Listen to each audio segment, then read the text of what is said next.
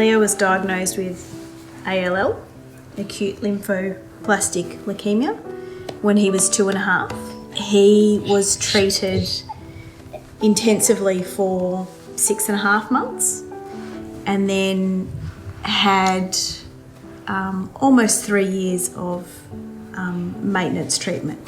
And he's been 2 years off, just over 2.5 years off treatment now.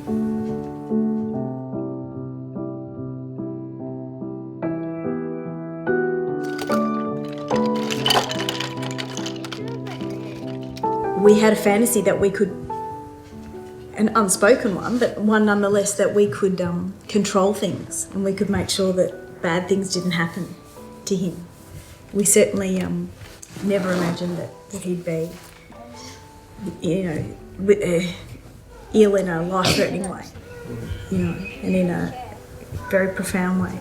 It was shocking when we kind of were presented with the fact that wasn't the case. It was over the Christmas period, and he was a little bit unwell. He'd been a very, very healthy boy and not unwell at all. And he picked up a bit of a infection, a tonsillitis or something. And we went to the GP, who gave us some antibiotics, and he picked up. And then a couple of weeks later, he picked up another bug, and so we headed off to the GP again.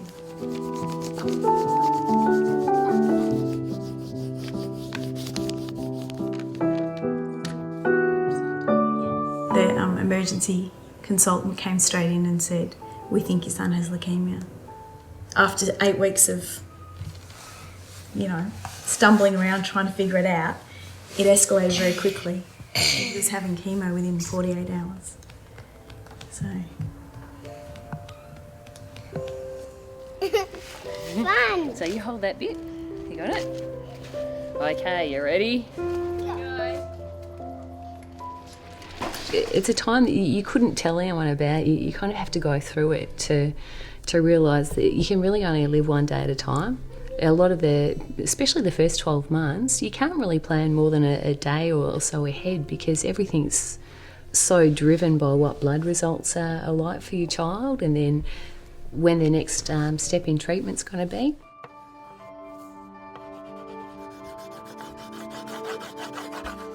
Perhaps the worst part was the first 12 months or so, because the calibre of chemo is much more intensive.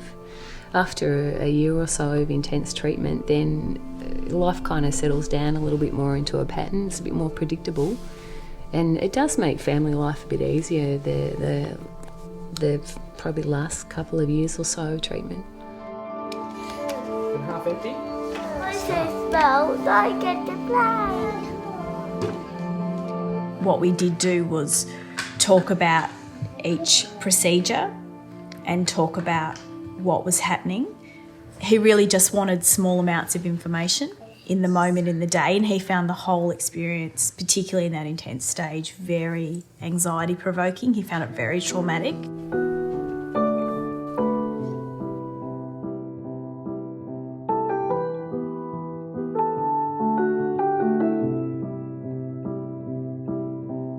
He got all of that attention and all of that kind of pity almost. And it was really uncomfortable for him. He just didn't know what to do with that. And people offer that with the best of intentions. But that kind of head on the side, I think that he found that really difficult. He didn't know what to say, he didn't know what to do, and he didn't know what to do with the feelings that people had for him, the sympathy,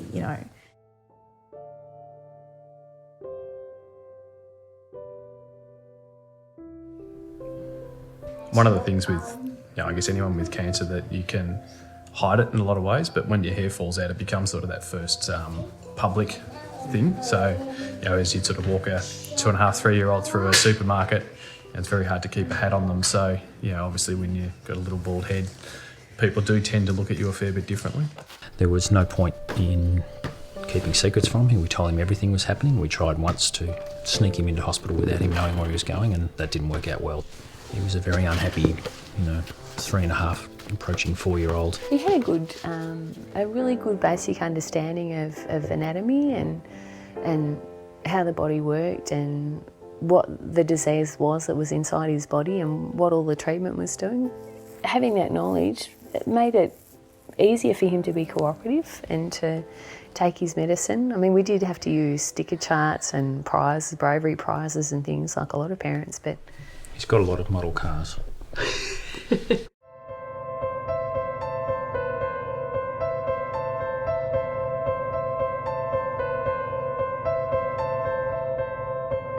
We had to talk about how we don't know why he got leukemia. In the same way that we don't know why some, other children are born with other disabilities and accidents happen to other children and people, we're not really sure. We could show him what we found some YouTube video on what happens when you get leukemia and the way that the cells multiply and how that happened and all the different places in his body that it went. So we could talk about that. And we had to talk about how there wasn't anything that we could do to prevent that. I remember It's you helping with the gardening. Remember this one? in the hospital, I couldn't really go anywhere.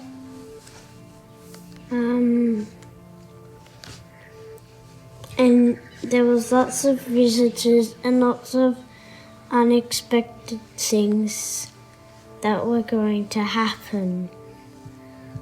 When I was sleeping, there were treatments going on, and when I woke up, when I was trying to play, I couldn't really because there were too many treatments, and it was hard for me to go places because normally I had to only stay in my bed. What we did decide very early on was that leukemia and cancer wouldn't be the definition of us or the definition of Leo in particular, because we didn't want him to feel responsible for the seriousness that was kind of going on or for any distress that was going on. I don't think we shielded him entirely. I think there was some collateral damage that we were able to avoid. And I know how much he absorbed, even with us having some boundaries and shutting down conversations and shutting down phone calls. And he certainly knew that we were sad, and we talked about our sadness with him, and very overtly, but we just didn't want to drown him in it. So we let him see puddles, but not, the whole torrential downpour, which, happened at times. Yeah, happened a lot. Oh, nice. Lovely.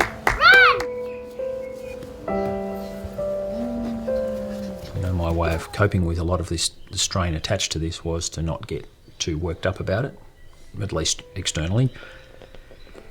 Internally is a whole different matter, but on the outside I like to just keep things moving. And there were times when I found Kim's intensity quite frustrating. But likewise, I think my not getting worked up probably, it may have provided some stability, I don't know, but I think at the same time that's probably frustrating as well. Why aren't you worried like I'm worried? I don't think you can expect to support each other totally through this by yourselves. I did have a detailed chat with the social worker at the hospital on one occasion when I felt like I was floating loose in the breeze with no information and nothing, no base to work off. And she was incredible in terms of listening and validating my concerns, accepting them. But that was quite useful for me to have that conversation. From the start, you're basically just trying to catch your feet and catch your breath a little bit for that first 6 months, 12 months, because the treatment and the information and the knowledge that you get given is phenomenal. Like, it's just so much, and you have to be the best advocate for your child. So that takes an enormous amount of energy, to be able to sit in that space. I know a lot of parents find when they walk in the hospital door that it's quite overwhelming and quite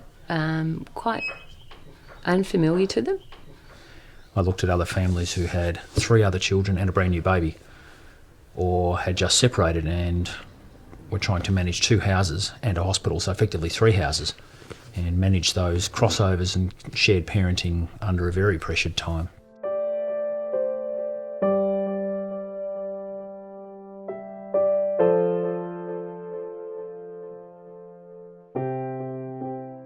had a good system going where I did a lot of the research, and we discussed what sort of questions, what sort of things we wanted to ask the consultant. You need to take roles on. You can't all be doing the same role. So you took that role and I took the keep things ticking over role. I think we weren't ready for the structure that we had built in to our lives with the treatment. So day to day, so it wasn't just when we gave him the medication. When we gave him the medication, dictated what time we had dinner, because some medications need to happen before food and then some have to happen an hour after. And so our whole kind of family routine, and then going into the hospital and all that sort of stuff. Hi, hi. Almost floated off. Yeah, we almost lost you. Yeah, that was when Noe just stayed in bed. That's the week that your hair came out. I heard another parent say to me, there's, I don't know what she before cancer, with cancer and after cancer, and there's no normal about any of it, and you'll never return to that space, and we won't ever return to how it was, and that's okay. We're all different people now, and better versions of ourselves, which is good. Noe, who's in these two photos? Me and Leo. Where was this one? Might be a satellite. Where is it now? It's an aeroplane. I think you need to ask for help and be assertive about what it is, what this is going to be like, and get your preparations in order as much as you can. I think we kept a lot of it to ourselves, so we were sort of our own worst enemies, I think, in some of that. Even people. Raining people.